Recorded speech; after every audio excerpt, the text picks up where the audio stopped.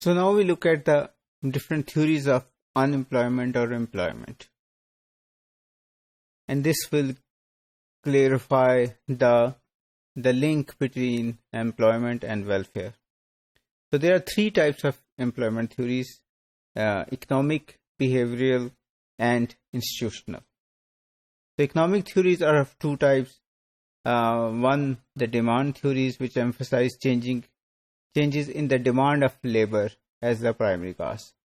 So Keynes was one of the founders of these kind of theories, and his theory remained dominant from the 1940s to 1960s, and governments all over the world, or at least in the Western governments, followed that model to increase demand to help employ more and more people. The supply theories focus on supply. They look at the characteristics and quality of workforce and economy. They focus on skill levels, economic restructuring, retraining, subsidies, and labor laws.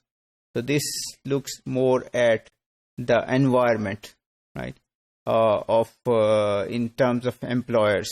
So how they are feeling about employing more people. So should there be less restrictions on them as far as hiring or firing is concerned, or should there be less safety orders or instructions for them to obey, or there should be should the workforce be retrained so that the employers who are now have new machines, better technologies, can employ these retrained laborers in their factories. So all these things are discussed in the supply side theories, and currently supply side is much more dominant than the demand side theories.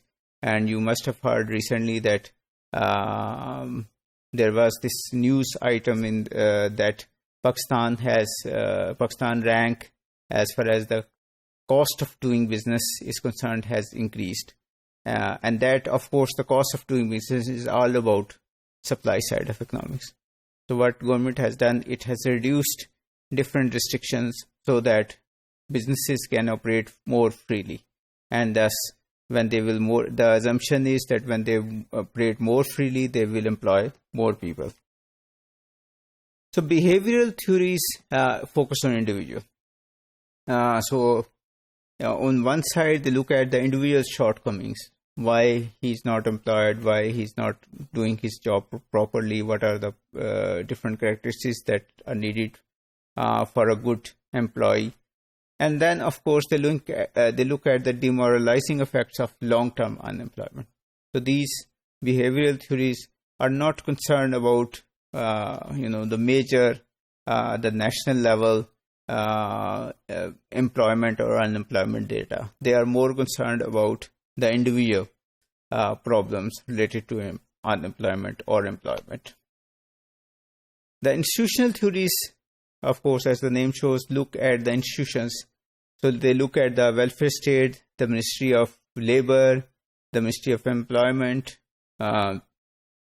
different employment exchanges. So it looks at the impact of different institutions on unemployment or employment. So these three theories, or four if we consider the two economic theories separately, are not mutually exclusive. So governments usually work on all three areas to improve the employment in the country. So they will look at, for example, in the demand side, they will try to, for example, the current government in the demand side is looking at increasing spending of TEFTA, which is the technical and vocational education, to retrain people for CPEC industries. On the supply side, as I have talked before, it is trying to reduce the cost of doing business.